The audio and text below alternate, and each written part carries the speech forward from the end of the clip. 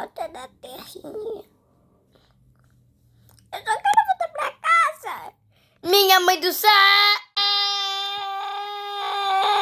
Caramelo!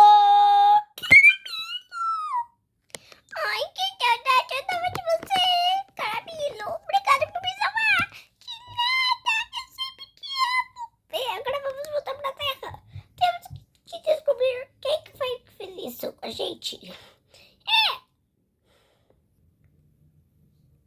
Terra, aqui vamos nós. Ar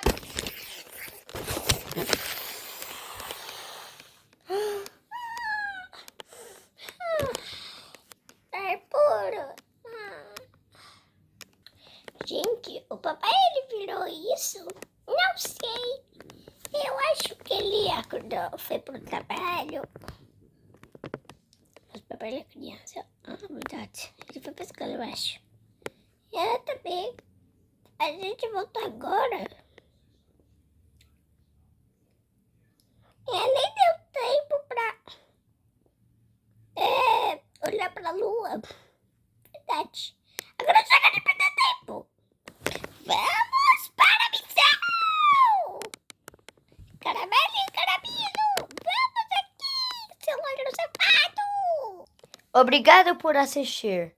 Aguarde até o próximo episódio.